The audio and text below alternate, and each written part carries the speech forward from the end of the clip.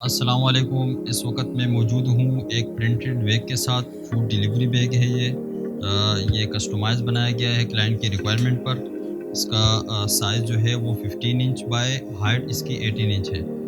یہ اس میں ہم نے ایک پاکٹ لگائی ہوئی ہے، اس میں کولڈ ڈرنک وغیرہ آپ رکھ سکتے ہیں۔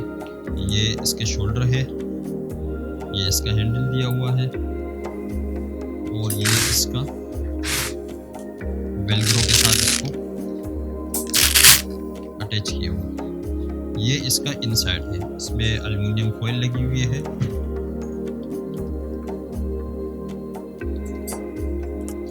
اس میں 3 انچ کی اچھی والی ویلگرو لگائی گئی ہے، اور یہ اس کا جو پرنٹ ہے یہ ریفلیکٹیو ہے۔ یہ رات میں اگر اس کے اوپر لائٹ پڑے گی تو یہ ریفلیکٹ کرے گی۔ اس کے علاوہ اگر آپ کو کسی بھی قسم کا کسٹمائز بیگ چاہیے ہو تو آپ ہم سے رابطہ کریں، ہم انشاءاللہ آپ کو آپ کی ریکوائرمنٹ کے مطابق اچھی کوالٹی کا بیگ بنا کر دیں گے۔